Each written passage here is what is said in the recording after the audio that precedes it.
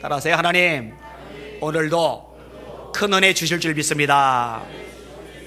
옆 사람 축복해 주세요. 성령의 능력으로 세상도 마귀도 이기며 삽시다. 아멘. 거인들의 발자취라는 책이 나오는 대목이에요. 미국의 한 중환자 병동에 심한 화상을 입고 오늘 내일을 하는 사람이 입원해 있어요. 원래 이제 중환자실은 아무나 출입을 못 하는데 어떻게 열려진 틈 사이로 자원봉사자 대학생이 쏙 들어갔어요. 들어가도 된다고 생각을 했는지 몰라요. 쏙 들어갔어요.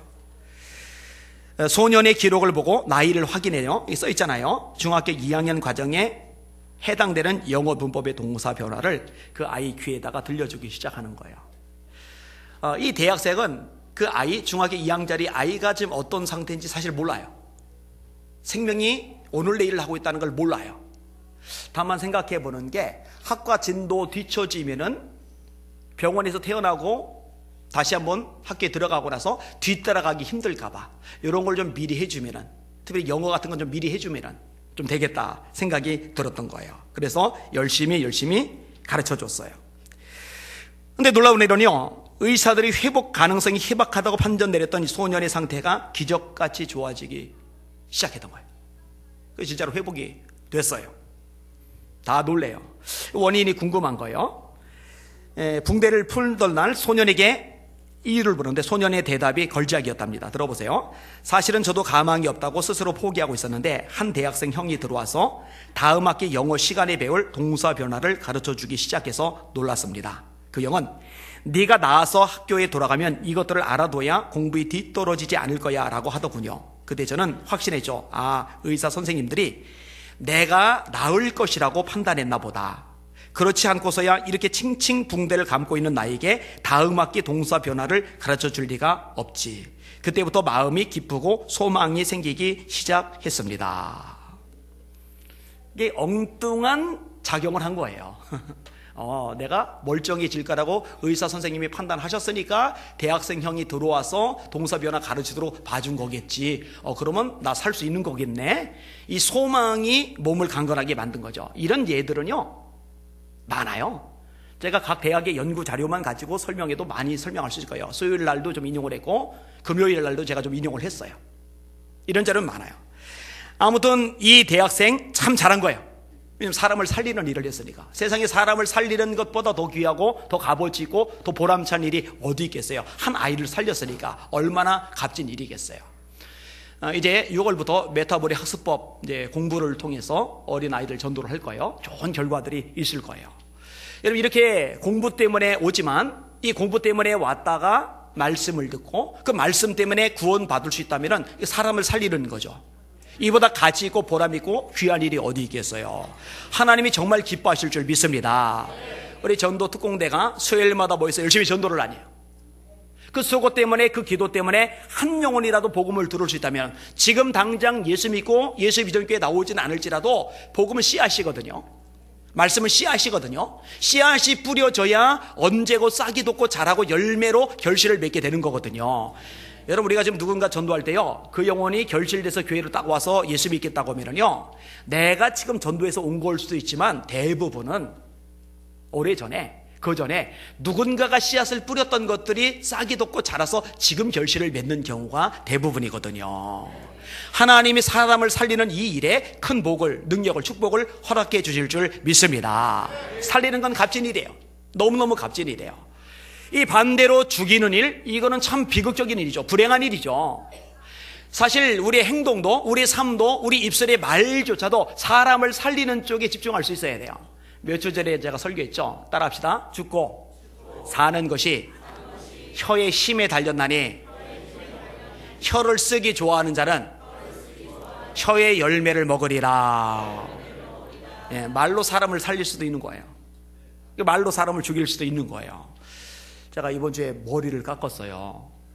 근데 머리를 이제는 제가 나이도 조금은 먹었으니까 가지런하게 하려고, 그래도 안 하던 드라이 하기 시작한 지 제가 얼마 안 됐어요. 사실은요. 이 드라이 하면서 이렇게 잘 챙겨요. 그래서 길렀어도 너저분하지 않도록. 근데 이번에 갔는데 글쎄 이 미장원 아가씨인지 아줌마인지가 저한테 허락도 안 받고 그냥 팍팍 다 잘라버린 거예요. 이게 나중에 정신 차리고 보니까 이렇게 짧아졌어요, 이렇게. 그래서 내심 좀 속상해하고 있었거든요. 근데 아침에 남전도 회원들 6명 성경 공부를 하고 나서 남전도 회원들 윤 장로님의 시발점을 출발해가지고 남전도 회원들 전체가 너무 머리가 잘 깎아졌다고. 속상한 제 마음이 사라졌죠. 살리는 말, 별거 아닌 것 같지만, 그죠? 최은석 선교사님이 지난번 가나 갔을 때 용돈으로 쓰라고, 여행 경비로 쓰라고 이렇게 돈을 좀 주신 게 있어요. 그걸로 이번에 뉴욕 갈 때 선글라스를 하나 샀어요. 그리고 이걸 끼고서 전교인 야유회 때 갔어요. 그리고 사진을 찍었어요. 이 사진을 각 그룹에다 올려요. 1여전도의 보통 침묵, 2여전도의 보통 침묵, 3여전도의 가끔 반응, 교육자의 가끔 반응. 제일 활성화된 데는 청년의 그룹하고 남전도의 그룹. 좀 반응 좀 보여요. 완전히 그냥 벽에다가 제가 소리치는 것 같아서 어떨 때는 조금 깝깝할 때도 있어요. 근데 청년들이요, 그 선글라스가 멋있다고, 영화배우 같다고. 살리는 말이죠. 근데 그 와중에 꼭 초를 치는 사람이 있어요. 제가 누군지는 말 안 하겠는데, 아까 앞자리에서 요거 나눠주던 형제인데, 선글라스 낀 제 사진을 보더니 관광버스 운전했냐고.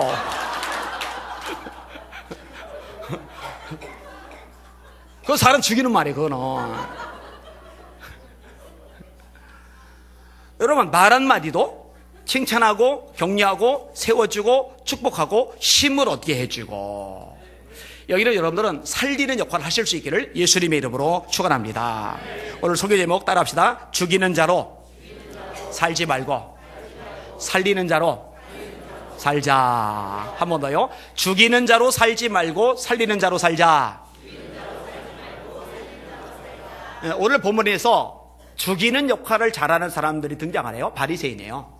살리는 역할을 잘하시는 분이 등장하네요. 예수님이세요. 예수님. 여러분은 바리새인 같은 신앙인 되지 마시고 예수님을 본받고 예수님을 닮아가실 수 있기를 주님의 이름으로 축원합니다. 오늘 본문에 이삭을 잘라 먹는 제자들의 모습이 1절에 등장을 합니다. 1절 같이 읽을게요. 시작. 그때 예수께서 안식일에 밀밭 사이로 가실새 제자들이 시장하여 이삭을 잘라 먹으니. 예수님의 제자들이요, 가룟 유다를 빼고는 학력 수준이 별로 없어요. 사회적인 배경, 백그라운드가 별로 없어요. 그러니까 뻔듯한 인물이 별로 없어요. 갈릴리에 촌놈들이 많아요. 세리도 있어요. 근데 그럼에도 불구하고 이들이 참 대단한 장점들을 가지고 있는데, 예수님이 나를 따라오너라 라고 말씀하실 때, 요때 갈등하거나 고민하거나 시간을 지체하지 않고 즉각적으로 따랐다는 것. 여기에 공통점입니다. 자, 베드로와 안드레 따라오라 하니까 예수님을 따라가죠.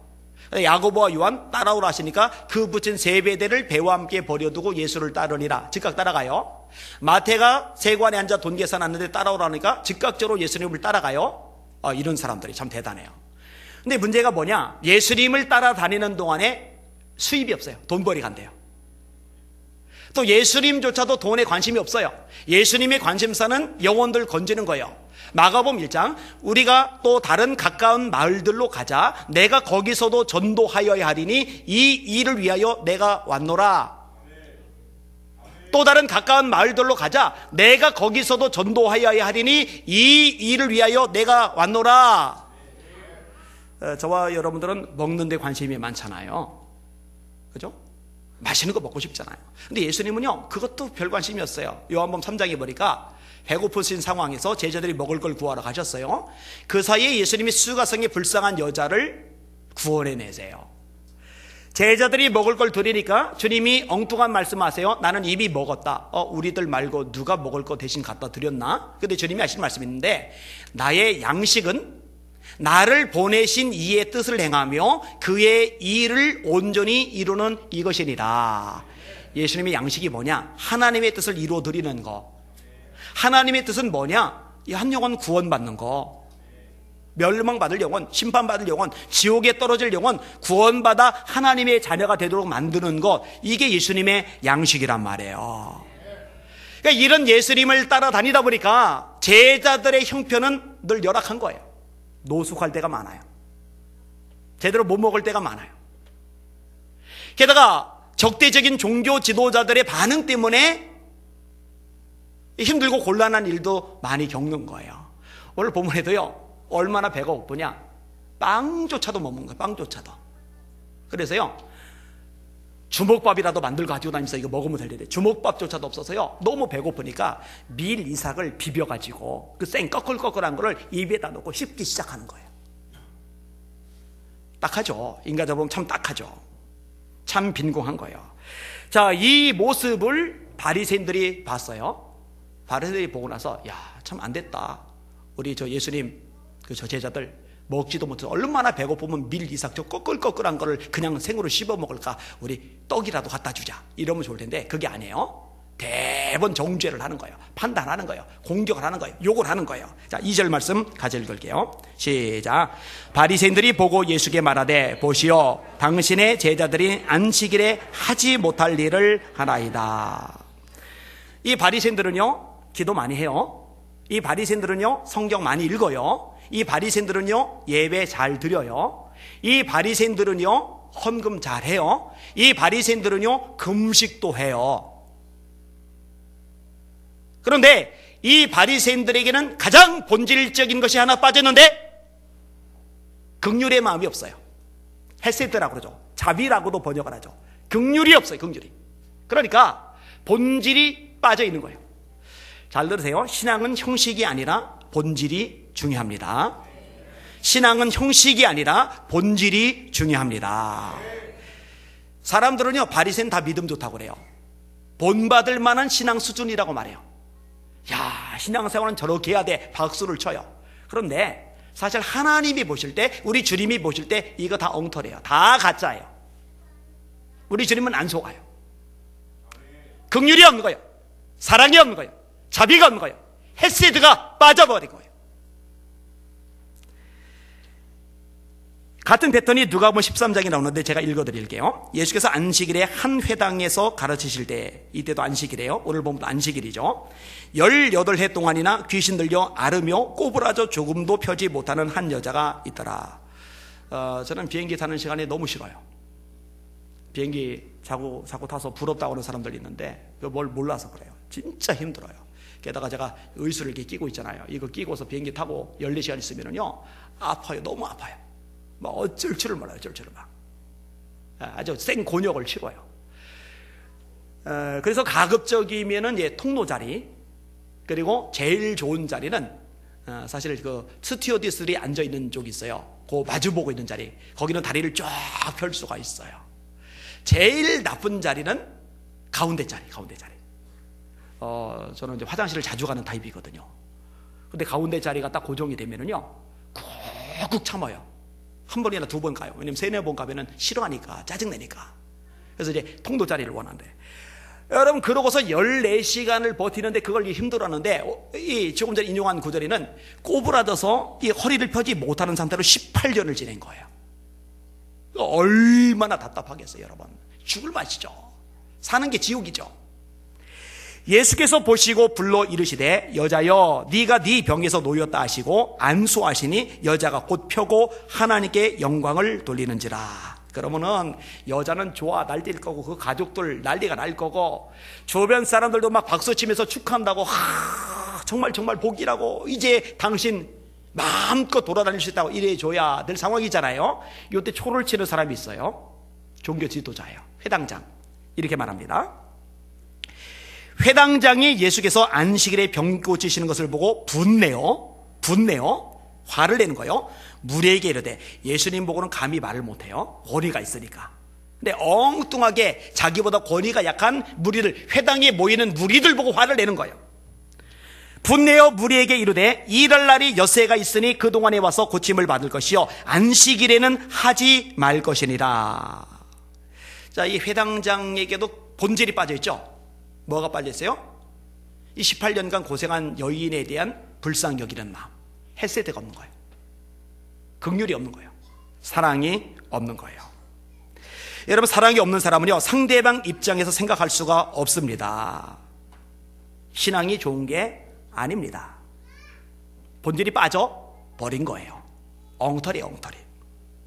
그러니 정죄가 나오는 거죠. 여러분, 정죄는 악한 겁니다. 정죄는 자기 의에서 나옵니다. 바울 사도가요, 자기의를 철저하게 배격을 하잖아요. 뭐라고 얘기를 합니까? 내가 내 몸을 쳐 복종하게 하면 내가 남에게 전파한 후에 도리어 자신이 버림을 당할까 두려워하기 때문이라. 이게 고린도서 9장의 말씀입니다. 또 바울 사도는 이렇게 고백합니다. 나의 나된 것은 내가 아니요 나와 함께 하신 하나님의 은혜로다. 예수님은 누가복음 17장에서 이렇게 가르치십니다. 너희는 이를 다 행한 후에 말하기를, 따라합시다. 나는 무익한 종이라 마땅히 할 일을 한 것뿐이라. 이렇게 고백할지니라. 나는 무익한 종이라. 근데 이런 자세가 아닌 거요. 나는 기도 많이 해.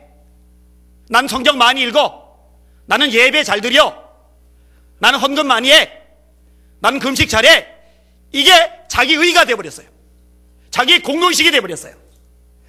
이 자기의가 된 사람은 어떤 생각을 하느냐? 자기 믿음이 좋다고 생각해요. 잘 들어요. 잘 들어요. 내 믿음이 수준이 있다, 그래도 괜찮다라고 생각하는 것은 지금 기본이 잘못된 거예요. 절대 그런 생각하지 마세요. 찬양이 있죠. 늘 울어도 눈물로써 못 갚을 줄 알아. 몸 밖에 드릴 것 없어 이 몸 바칩니다. 내가 이만큼 하는데 이 생각이 어디 들어와요? 늘 울어도 다 갚을 수 없는 하나님의 은혜를 받은 우리들인데, 늘 모자라고 죄송하고 부끄럽고, 주님 제가 더 깨어 기도해야 되는데, 주님 제가 더 헌신해야 되는데, 제가 더 충성해야 되는데, 나를 사랑하사 나를 위하여 십자가에서 물과 피를 쏟으시고 생명을 버리신 예수님을 위해서 내 존재를 더 주님께 헌신해야 되는데, 세상 것에 마음 빼앗기고 내 욕심에 마음 빼앗기고 사람들에게 휘달리고 이러려다고 정작 주님을 위해서 온전히 헌신하지 못하는 저를 불쌍히 여겨주세요. 이러기 바쁜 우리들인데 어떻게 자기의에 빠지냐고요. 어떻게 공로의식에 빠지냐고요. 여기 이제 치명적인 함정이 있는 거죠. 그리고 공로의식에 빠진 사람, 자기의에 빠진 사람은요, 이제 또 다른 죄를 잉태하게 되는데, 그게 이제 소위 정죄와 판단인 거죠. 왜 저거밖에 못하지? 집사가 왜 저래? 아이고, 권사가 왜 저래? 아이고. 자, 그래서 설교 중에 여러 번 반복적으로 얘기했어요. 내가 기도를 많이 하는 건 정말 값지네. 기도 많이 하셔요. 그런데 내가 기도를 많이 하는 것 때문에 기도 안 하는 사람 판단할 바에는 차라리 기도를 줄이세요. 아멘. 내가 말씀을 많이 읽고 아는 건 너무 값진 일이에요. 그런데 내가 말씀을 많이 아는 것 때문에 말씀을 모른다고 다른 사람 우습게 여길 바에는 차라리 성경 읽기를, 성경 공부를 중단하세요. 아멘. 절대 자기의 공로의식이 여러분 속에 뿌리 내리지 않도록 차단하실 수 있기를 주님의 이름으로 축원합니다. 어떤 목사님의 예전 글, 재미나게 읽었던 글이 있는데, 이 목사님이요, 교인 중에서 제일 무서운 사람이 누구냐면요, 새벽 기도를 단 한 번도 빠지지 않는 권사님이 제일 무섭대요. 왜냐? 그 권사님 눈에는요, 목사님이 실수로 새벽 예배 한 번 빠지면은요, 그 목사님이 싹군이 돼버린 거거든요. 그러니까 그 눈이 무섭대요. 사실은 새벽 기도하는 권사님이 왜 잘못이겠어요? 값진 거죠. 귀한 거죠. 그런데 그게 공로의식으로 변질이 되면, 자기의로 변질이 되면 그때보다는 탈이 나는 거예요. 그게 우리가 조심해야 될 부분입니다. 예수님이 이렇게 말씀하세요. 자기를 의롭다고 믿고 다른 사람들 멸시하는 자들에게 이 비유로 말씀하시되, 자기를 의롭다고 믿고 다른 사람을 멸시하는 자들에게 비유로 말씀하시되, 두 사람이 기도하러 성전에 올라가니 하나는 바리새인이요 하나는 세리라. 바리새인은 그 당시에 누구나 인정하는 신앙의 대명사, 세리는 그 당시에 누구나 무시하는 불신앙의 대명사. 예수님이 대비를 시킨 거예요. 바리새인은 성전에 들어갑니다. 서서 기도를 해요. 고개 딱 들고서요, 그리고 기도한 거예요. 하나님, 저는 토색 불의 간음을 하는 자들과 같지 아니하고 저 세리와도 같지 아니함을 감사하나이다. 저는 소득의 11조를 드리나이다. 일주일에 2번씩 금식하나이다. 세리는 어떻게 반응해요? 세리는 멀리 서서, 세리는 앞으로도 못 가요. 멀리 서서 감히 눈을 들어 하늘을 쳐다보지도 못하고 고개도 못 들어요. 너무 부끄러워서. 고기를 쳐바꿔요. 그리고 가슴을 치며 이르되 하나님이여 불쌍히 여기소서 나는 죄인이로소이다 하였느니라. 내가 너에게 이르노니 이에 저 바리새인이 아니고 이 사람이 의롭다 하심을 받고 그의 집으로 내려갔느니라. 그리고 결론이 이겁니다. 따라합시다. 무릇 자기를 높이는 자는 낮아지고 자기를 낮추는 자는 높아지리라. 여러분들 절대로 자기 높이지 마시길 주님의 이름으로 축원합니다. 판단하지 마시길 주님의 이름으로 축원합니다. 비판하지 마시기를 주님의 이름으로 축원합니다. 함부로 정죄하지 마시기를 주님의 이름으로 축원합니다. 왜 안식일에 이삭 비벼 먹어? 신앙생활 똑바로 하지 왜 저래? 그러지 말아요. 그거 여러분에게 그럴 권리 없어요. 그거 주님이 알아서 하실 일이에요. 주님이. 입 다뭅시다. 어느 누구에 대해서든지 함부로 말하지 맙시다. 자, 이 바리새인들에게 주님이 제대로 말씀을 하셔요. 자, 3절과 4절, 5절, 6절까지 읽을게요. 시작. 예수께서 이르시되 다윗이 자기와 그 함께한 자들이 시장할 때에 한 일을 잃지 못하였느냐. 그가 하나님의 전에 들어가서 제사장 외에는 자기나 그 함께한 자들이 먹어서는 안 되는 진설병을 먹지 아니하였느냐. 또 안식일에 제사장들이 성전 안에서 안식을 범하여도 죄가 없음을 너희가 율법에서 잊지 못하였느냐. 내가 너희에게 이르노니 성전보다 더 큰 이가 여기 있느니라. 저는 성경을 읽으면서 특별히 예수님의 반응 또 사도 바울의 서신을 읽으면서 논리적인 말, 논리적인 글쓰기에 대해서 굉장히 많이 배웠어요. 그래서 정말요, 성경만 많이 읽어도요, 역사나 아는 국어 같은 것들 실력 느는 거는 껌입니다. 껌. 제가 경험해 보니까 정말 많이 배워요. 자, 예수님이요, 이 토론의 진짜 달인이신데요, 이 유대인들, 특별히 유대인의 지도층인 바리새인들 입장에서 볼 때 절대로 거역할 수 없는 권위자들이 구약에 몇 명 있어요. 예를 들어 아브람. 그래서 예수님이 아브람을 인용을 하셔요. 그 다음에 다윗. 그래서 예수님이 인용을 하셔요. 그래서 오늘 본문에 다윗 얘기를 끄집어냈는데, 여러분 다윗이 했다라고 그러면은요, 바리새인들이 그거 잘못했어 이렇게 감히 손가락질하거나 비판하거나 정죄 못해요. 왜냐하면 다윗은 하나님이 사랑하신 인물이거든요.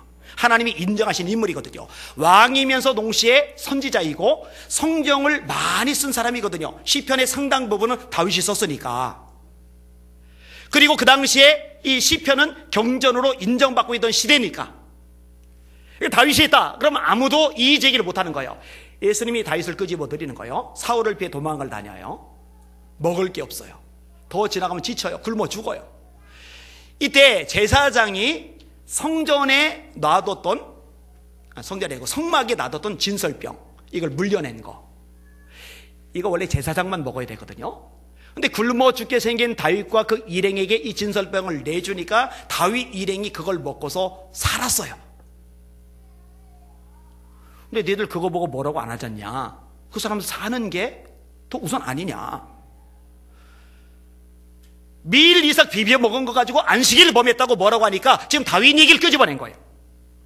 그러면서 어떤 이야기를 끄집어내시느냐. 안식일의 주인이 누군지를 말씀하시는 거예요. 성전의 진짜 주인이 누군지를 말씀하시는 거예요. 내가 너에게 이르노니 성전보다 큰 이가 여기 있느니라. 인자는 안식일의 주인이라. 자, 유대인들이 중요하게 생각하는 성전, 이 성전의 진짜 주인은 예수님이시다. 유대인들이 너무너무 중요하게 생각하는 안식일, 안식일의 주인은 예수님이시다. 다윗이 분명히 잘한 것만은 아니에요. 근데 하나님이 주인이에요. 주인 되신 하나님이 다윗을 너 왜 그 모양으로 내 진설병이 감히 손댔어? 너 심판받아 죽어야 돼. 너 멸망받아 죽어야 돼. 이렇게 말씀하시 아니고 용납하세요. 이걸 알아요. 하나님이 용납하시고 인정하셨으니 아무도 이의 제기 안 해요. 또 다윗의 권위 때문에 아무도 이의 제기 안 해요. 마찬가지로 안식일의 주인이신 예수님이, 성전의 진짜 주인, 성전보다 크신 예수님이 아무 말씀 안 하시는 거예요. 지금 죄라고 생각 안 하시는 거예요. 근데 왜 너희들이 뭐라고 하느냐, 그 얘기를 예수님이 하시는 겁니다. 여러분, 성경의 핵심 메시지 중에 하나가 뭐냐면은, 따라합시다. 예수님은 하나님의 아들이시다. 이 얘기는 예수님은 하나님이다라는 얘기라고 제가 말씀을 드렸어요. 소의 새끼는 송아지, 송아지는 개입니까 소입니까? 소죠. 말의 새끼는 망아지, 망아지는 말입니까 양입니까? 개의 새끼는 욕한 거 아니에요? 강아지, 강아지는 개입니까? 말입니까? 사람의 자식은 사람이죠. 사람의 자식은 사람이에요. 하나님의 아들이란 말은 하나님이란 말과 같은 의미로 쓰이는 겁니다. 자, 요한복음 3장 16절 다 같이 시작. 하나님이 세상을 이처럼 사랑하사 독생자를 주셨으니 이는 저를 믿는 자마다 멸망치 않고 영생을 얻게 하려 하심이니라. 자, 하나님이 누구를 주셨다고요? 독생자. 독생자가 무슨 뜻이에요? 외아들. 독생자. 한문이죠. 틀면은 외아들. 하나밖에 없는 아들. 예수님이 하나님의 아들이란 얘기죠. 자, 성경을 기록한 목적을 요한복음 20장 31절에 말씀하고 있어요. 예수님을 누구로 믿어요? 예수님을 하나님의 아들로 믿으라고 성경을 기록한 거예요. 요한복음 20장 31절 다 같이 오직 이것을 기록함은 너희로 예수께서 하나님의 아들 그리스도이심을 믿게 하려 하며 너희로 믿고 그 이름을 힘입어 생명을 얻게 하려는 것이라. 하나님의 아들로 믿게 하려고. 마태복음 16장에 예수님이 제자들 보고 물어봐요. 사람들이 나를 누구라고 그러냐? 세례 요한이라고 그럽니다. 예레미야라고 그럽니다. 선지자 중에 하나라고 그럽니다. 그러면 너희들은 나를 누구라고 생각하느냐? 베드로가 칭찬받을 만한 대답을 해요. 그게 마태복음 16장 16절이죠. 주는 그리스도시요 살아계신 하나님의 아들이시니이다. 예수님을 하나님의 아들로 믿었어요. 하나님의 아들로 고백했어요. 이거 예수님이 펄쩍 뛰며 좋아하세요. 바요나 시모나 복이 있도다. 이것을 알게 하리는 혈육이 아니요 하늘에 계신 내 아버지시리라. 내가 이 반석위에 교회를 세우리니 음부의 권세가 이기지 못하리라.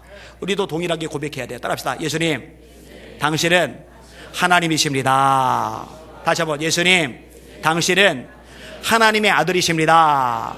도마의 고백이죠. 나의 주시며 나의 하나님이시니다. 백부장에 사형집행하던 이 군인들이 늘리던 백부장의 고백이죠. 그는 진실로 하나님의 아들이었도다. 하나님의 아들이시니 하나님이시니 성전보다 크시죠. 안식일의 주인이시죠. 그 얘기를 하시는 거예요. 내가 안식일의 주인이야. 내가 성전보다 큰 자야. 근데 내가 아무 말 안 하는데 왜 니들이 함부로 정지하고 판단하고 무지한 자를 비판하는 거야? 입 다물어. 그 얘기를 예수님이 하시는 거예요. 다시 원점으로 돌아갑니다. 이 바리새인들에게 본질이 빠졌다고 그랬죠. 그 본질이 헤세드가 없다는 거, 사랑이 없다는 거, 긍휼이 없다는 거.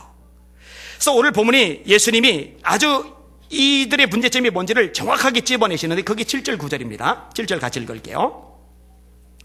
시작. 나는 자비를 원하고 제사를 원하지 아니하노라 하신 뜻을 너희가 알았더라면 무죄한 죄를 죄로 정죄하지 아니하였으리라. 따라합시다. 나는 제사를 원하고 자비를 원하고 제사를 원치 아니하노라.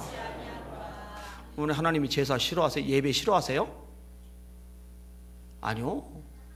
하나님이 가인과 그 예물은 연락하지 않으세요. 아벨과 그의 예물은 연락하세요.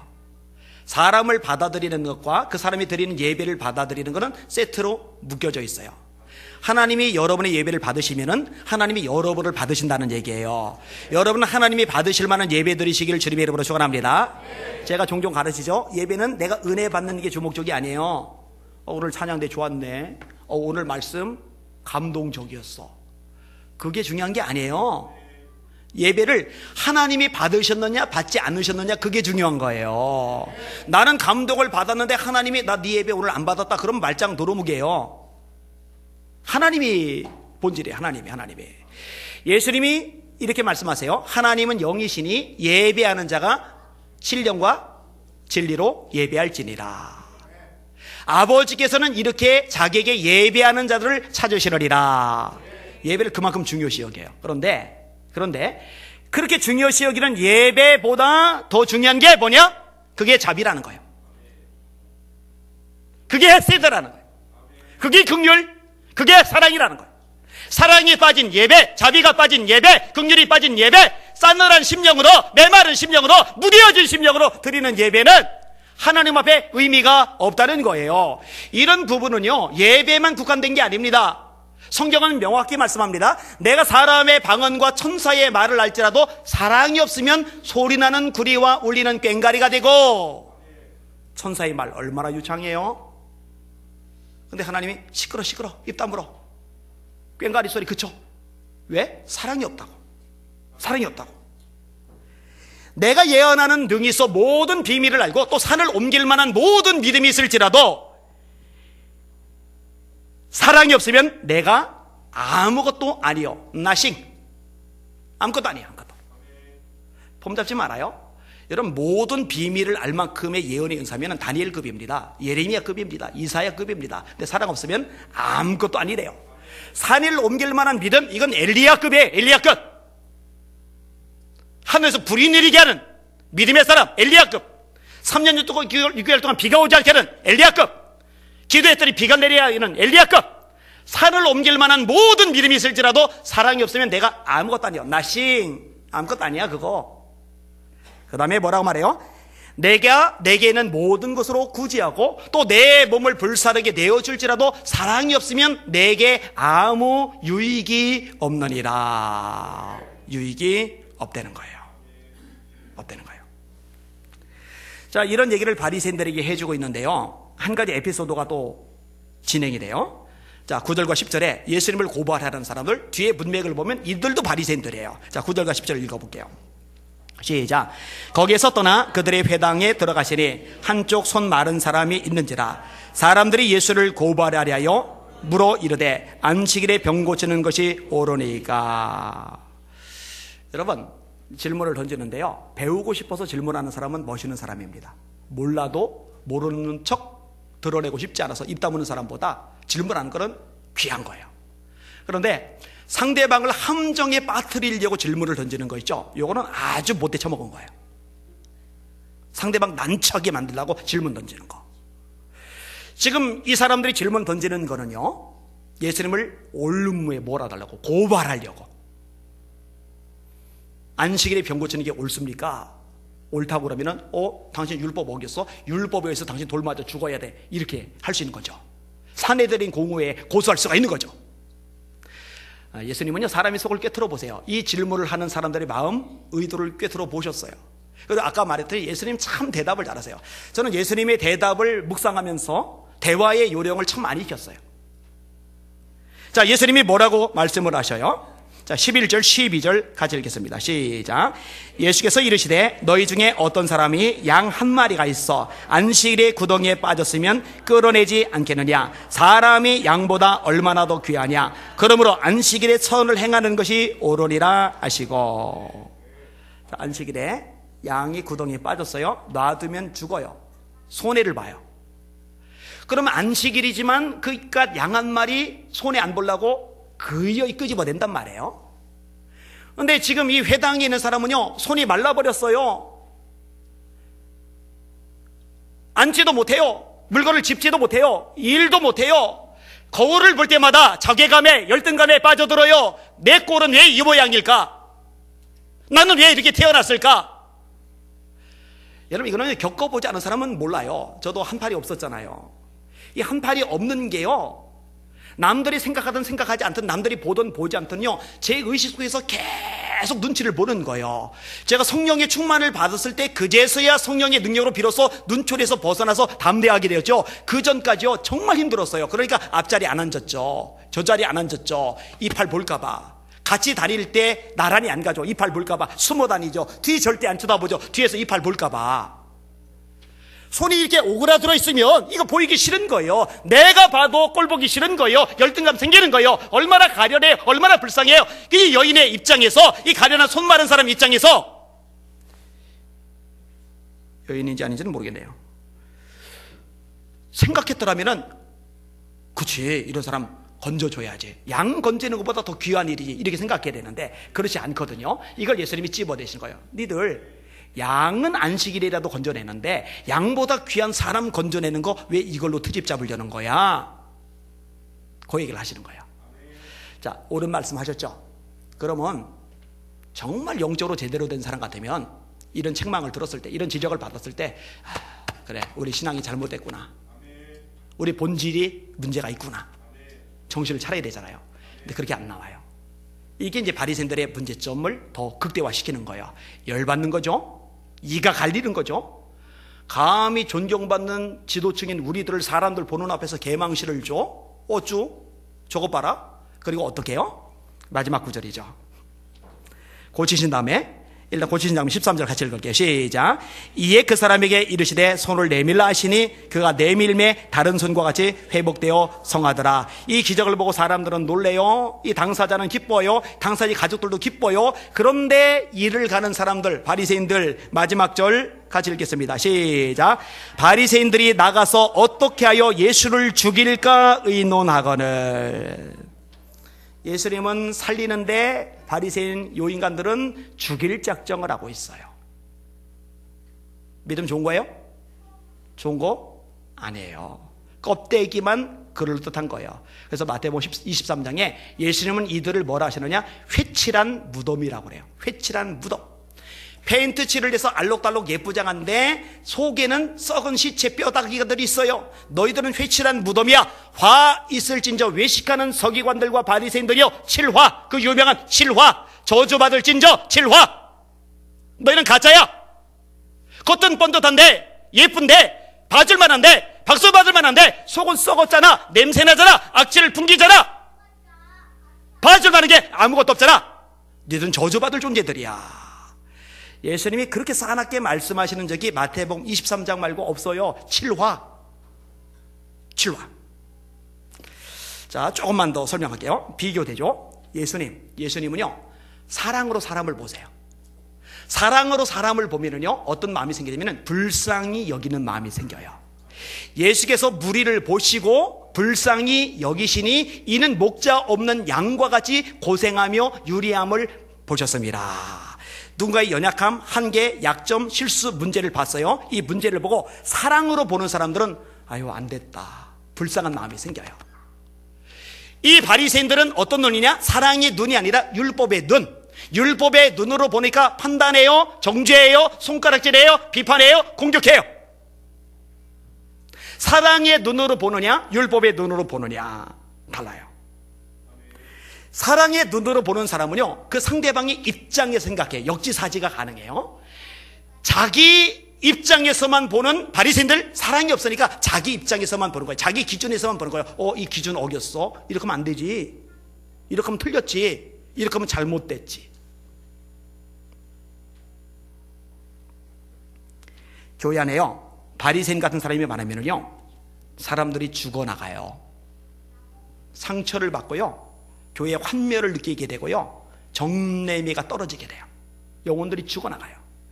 교회에 예수님 같은 사람이 많으면요 사람들이 살아나기 시작을 해요. 따뜻함을 느끼기 시작해요. 위로를 받기 시작해요. 격려를 받기 시작해요. 그 영혼이 소생하기 시작합니다.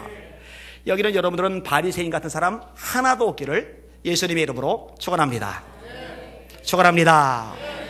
이 사람 보시고 화짝 웃으시면서 제가 바리새인의 눈으로 성도님을 보지 않겠습니다.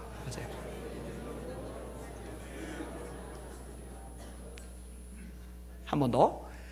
실수해도 연약해도 제가 다 봐드릴게요. 이렇게 인사하세요.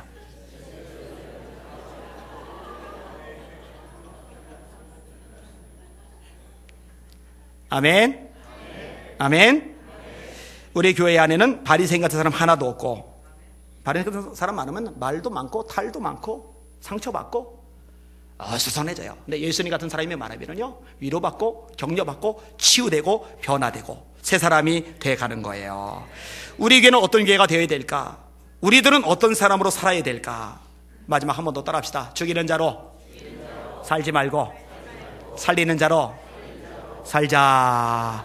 신앙의 본질은 형식이 아니라 사랑이라는 거, 헤세드, 자비, 긍휼이라는 거. 하나님 아버지의 마음을 내게 주시옵소서. 너희 안에 이 마음을 품으라. 곧 그리스도 예수의 마음이니 너희 안에 이 마음을 품으라. 곧 그리스도 예수의 마음이니 하나님 아버지 저에게 예수님의 마음을 주옵소서. 못 박는 무리를 향해서도 저들이 이제를 용서해달라고 기도하시던 예수님의 마음, 평생 죄짓고 못된 짓 하다가 우편에 매달려 죽어가는 강도에게도 네가 오늘 밤 나와 함께 낙원에 있으리라 말씀하시는 예수님의 마음.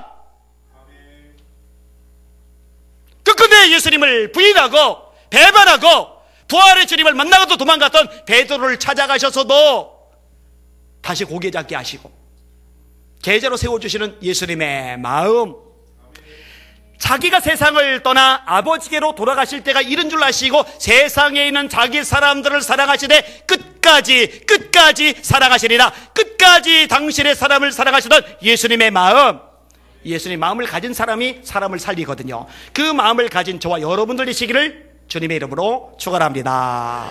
축원합니다. 축원합니다. 기도하겠습니다.